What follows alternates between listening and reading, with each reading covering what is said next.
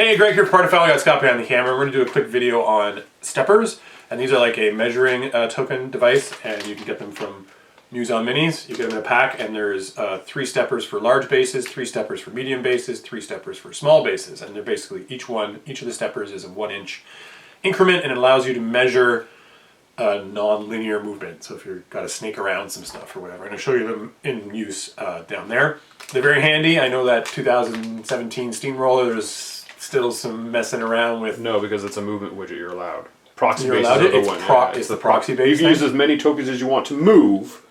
Right, you just don't want shit line that's not actually the models and stuff like that. So these should be good. They are good for 2017. They're actually a really amazing measuring device. I did use them at Southern Ontario Open this weekend, and it sort of made it a lot easier for me and my opponent to decide whether or not something I was attempting was possible or not. So check them out. I don't know, how much does he charge for them? I don't know, $10 maybe? $10. Don't quote me on it. Go to the website. Yeah, go to the website. Store, Muson Minis. Do a search for them. Yeah, and I'd highly recommend that you get 2 packs when you do, so you have a total of 6 inches of non-linear movement for any of your size bases. Greg will put a link in here where you can click the link to go to the website. If Scott reminds me, I will. Okay, so we're going to go down and I'll show you sort of how they are used in play.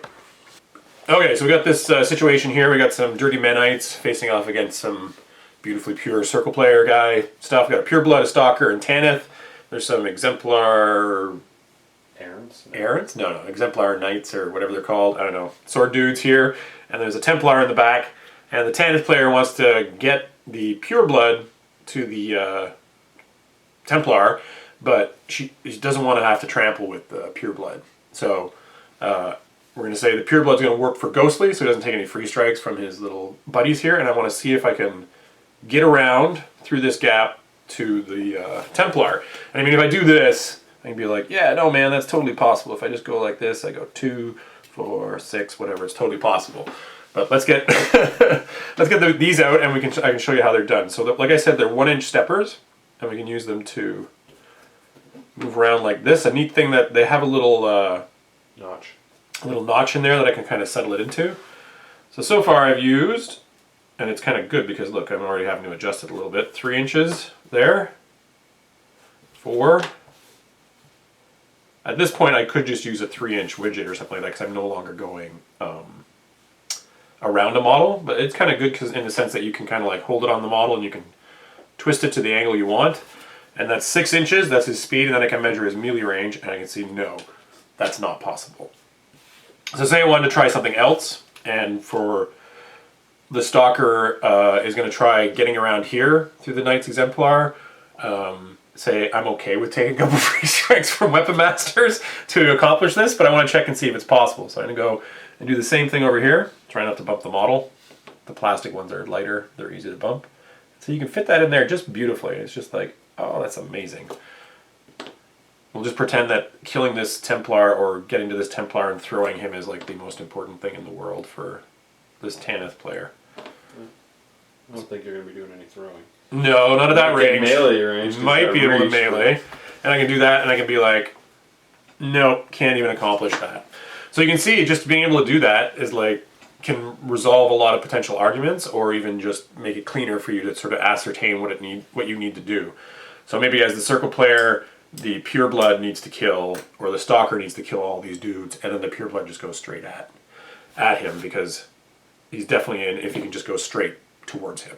So it can sort of help you plan out your turn, it can help you resolve arguments and that sort of thing. The situation that I used, so this was a situation here. We had the World Wrath, pretend this is a World Wrath. I need a medium base. I don't know if we have any painted medium bases out at the moment. No. Do we have a medium base out? There's a rack there that could walk. Okay, well it doesn't matter, as long as it's a medium base. That's okay. Orca? Sure. We're going to pretend he's what's Borka's speed? 6. He's 6? I don't know. Alright, whatever. We're going to pretend this is the World Weird. And the situation was, he was on one side of the World Wrath, his spirit's out, I can't run, and I want to try to get him to contest this flag over here. But I really wasn't quite sure whether or not that was going to be possible. Because the straight linear movement was like, yeah, no, that's totally possible, but he's got to go around the Colossal's base. So I actually broke up my medium base steppers for this, because they're cool, and I just got them. I was super enthused to use them. And I can just pop them in like this.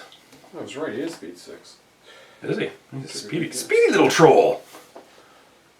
And like I said, at this point, I can just throw a 2-inch widget down there, but I have all these steppers. I might as well use them, right? So I can do that.